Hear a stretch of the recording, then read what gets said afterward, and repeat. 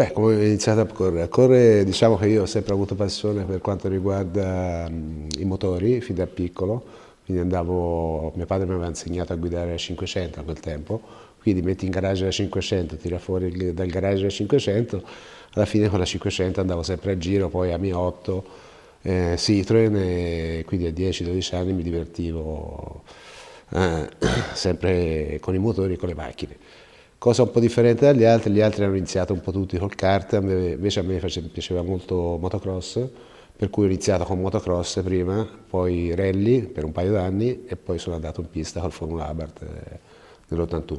Ho fatto i primi 3 anni con la Lancia, correvo sia in Lancia sia in Formula 2 con Minardi e poi nell'86 passai diciamo dalla Formula 2 e quindi anche in Lancia nello stesso tempo ho fatto 3-4 anni, 4 anni di LC2, con la Lancia facevo le 24 ore, le 6 ore, le 2 ore e poi passai sempre con Minardi in Formula 1. Allora, ci fu una proposta da parte della Ferrari, la famosa proposta da parte della Ferrari, che ha un po' sconvolto tutto il mondo del motorsport perché sarebbe stata una cosa... Diciamo me la presi un po' a male, un po' con Fiori, io perché lo conoscevo ormai da quasi 20 anni, per cui correndo con la Lancia, dove c'era Fiori, mi poteva diciamo avvertire, c'è stato più che altro un discorso di parte economica dal punto di vista della Ferrari, dove la Francia vendeva un po' meno le Ferrari là, per cui a volte scelgono anche i piloti a seconda dei mercati.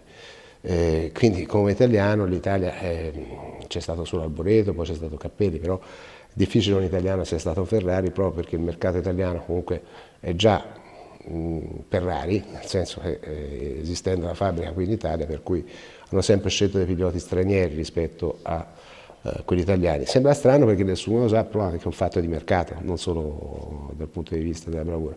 Per cui ci fu un po' di incomprensione, ci fu un po' di cose, e poi con Briatore si decise all'ultimo momento, disse guarda non si fa più niente, quindi si uscì fuori e si disse rifiuta la Ferrari. E lì venne fuori un po' di confusione, ma realmente non è che ce n'è stata proprio tanta confusione, ecco, è più questo fatto qui che io me la sono appresa con Fiore. Ok, invece poi in coppia con l'Areni, nel DTM, due italiani. Due italiani, a quel tempo io mi divertivo moltissimo con Nicola.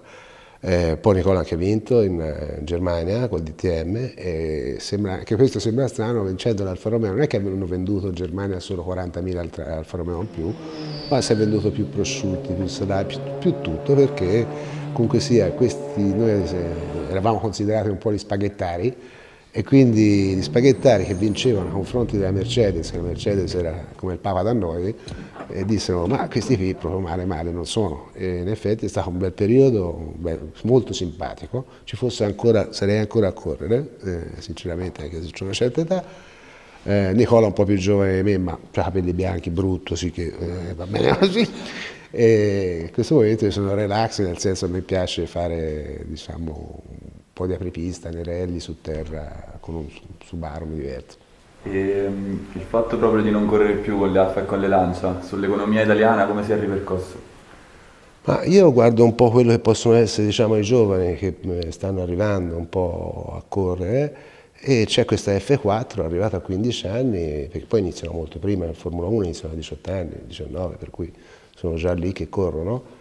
Dopo l'F4 non c'è più niente e quindi devi cominciare ad andare all'estero. I costi credo si siano alzati di molto, per quello che mi dicono, anche se non seguo più un granché, ma il problema principale è che noi avevamo mamma Fiat o l'Alfa Romeo.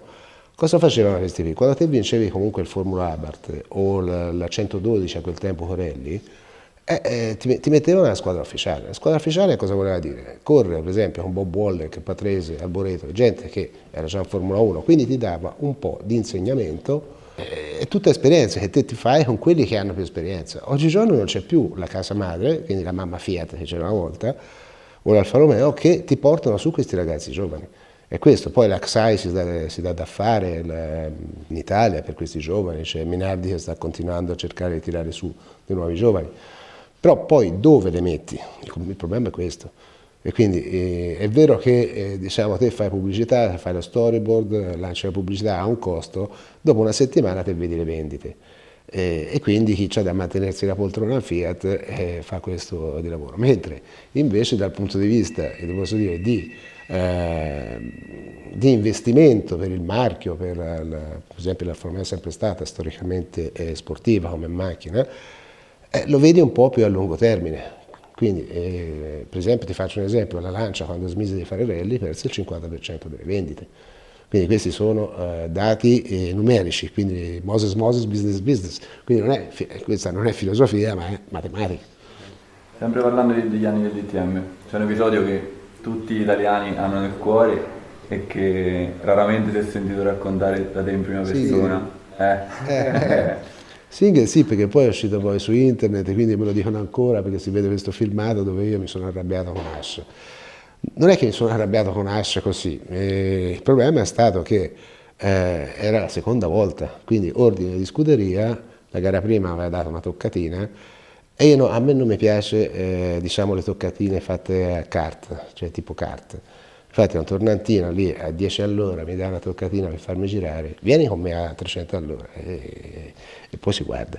E quindi lì mi arrabbiai così tanto, perché è la seconda volta, in quel momento lì si vede male nel filmato perché l'ho visto un paio di volte, io ero proprio sceso, me l'ho tolto le cinture, ero sceso per rincorrerlo. Quindi io come testa non ero a posto perché se avevo da rincorrere a piedi uno che era a macchina. Poi capisco, rientro, non metto neanche la retromarcia, prima do una botta nel guardaretto, non dietro e poi vado a box. E lì è come andata, poi ci fu il direttore di gara, ci ripresero, a quel tempo c'era Cantarella che si arrabbiò un attimino per la seconda volta, perché la prima volta ti fu l'aneddoto, con Larini ci regalarono una bambola gonfiabile e noi si tirò fuori dal motorhome mentre arrivava Cantarella, che lì ci prese e ci mise da una parte e ci fece diciamo una, come si suol dire, una manzina. Invece adesso le Giulietta nel team giudici al Nürburgring? Ma al Nürburgring ci sono 10 gare di queste Giuliette, se ho capito bene. E il Nürburgring è il circuito che amo di più, cioè dal punto di vista come bellezza, proprio 23 km, molto bello. Farlo con una macchina normale sinceramente non mi attrae un granché. Vi ripeto, preferisco fare un po' quando mi capita l'apripista su terra, che mi diverte a mettere a fare pendoli, a mettere attraverso la macchina, anche con un gruppo N, niente di particolare, rispetto a che fare una gara o due, anche perché lì poi c'è questi rettifili, poi 23 km sembra, ma è difficile anche da passare, non ci sono tanti punti per passare al vecchio Nürburgring. E quindi con una macchina ti viene fame, con il rettifilo di 4 km, cioè, non credo, cioè, abituato un po' all'LC2, insomma, a queste cose qui, non mi darebbe una grossa soddisfazione, anche se mi hanno detto di andare a fare una gara, forse ci vado, ma così se ho tempo vado a fare una gara. E, tornando alla Formula 1, sì, quella dell'epoca e quella di oggi, io ho smesso, ammetto, di guardarla da un po' di anni, perché stanno smettendo tutti, perché non fanno regolamenti che permettono di divertirsi a chi guarda e a chi guida. Dunque, questo è un fatto di business in generale, era una cosa che dicevano anche a me ai miei tempi, quando c'erano le sospensioni elettroniche, quando c'era diciamo alcune parti elettroniche della macchina, e quindi si riferivano a tempi di ragazzoni, a tempi di lauda, a tempi di... Man mano che va avanti c'è sempre più tecnologia, ora forse un po' troppo anche dal punto di vista dei costi gestionali per quanto riguarda i team, per cui i grossi team vanno avanti, gli altri... C'era anche prima, devo essere sincero, perché quando ci fu l'anno della McLaren che dava un giro a tutti, proprio un giro dalle prime due macchine, Prost e Senna, per cui c'è sempre stato. Io non seguo un granché perché non mi piace vedere, cioè si suol dire o gioco o do noia, come si dice da noi in Toscana, per cui non guardavo neanche tanto prima. Sento tanta gente che si lamenta, i passaggi ormai sono solo ai box. Questo è dato anche su una percentuale le frenate. Ti faccio un esempio, se una volta la San Donato si staccava a 80 metri o a 60-70 metri, oggigiorno stacchi ai 35-40, per cui c'hai minore percentuale per diciamo, anche fare un sorpasso. Quindi bisognerebbe tornare un po' indietro, però la tecnica è andata così avanti che anche far tornare indietro è abbastanza difficile. Gli americani ci riescono, puoi stoccare, è una roba semplice che non costa tanto. quindi guardano un po' più al business, hanno ancora i freni a disco di una volta, cioè nel senso quando te arrivi, vabbè che girano quasi sempre in ovale, però quando c'è qualche circuito anche cittadino, cioè, devi pigiare, sono 180-200 kg sul freno, per cui anche lì allenamento, cose. Anche la Indy dal punto di vista tecnico non è che c'è la tecnologia che c'è il Formula 1, quindi in teoria potrebbero fare dei regolamenti dove le macchine sono ancora un po' più guidate, cioè ai tempi nostri nel momento in cui c'era, posso dire, le minigonne, le macchine stavano lì per terra, non si muovevano, c'erano 1200 cavalli queste minigonne, ma furono tolte non per un discorso tecnico, è che i piloti non ce la facevano più perché avevano una forza G di 6, 6,5 laterale, per cui non ce la facevano più per guidarle. Per cui dovrebbero fare proprio un taglio quasi netto, cioè difficile, poi ora stanno parlando di batterie, le cose, per cui è vero che la tecnologia delle macchine che si usano tutti i giorni è derivata all'80% da quello che riguarda le corse in generale, però insomma, tornare anche un po' indietro, in questo in tutte le cose, tornare anche un po' alle famiglie patriarcali, alle cose, cioè qualche cosa di più genuino non è male dal punto di vista sia della Formula 1 che di altre cose.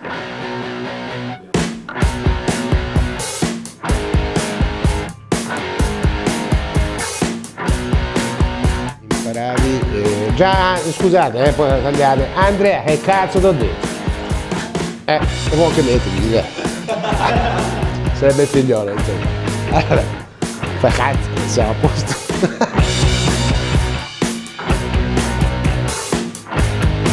Figa.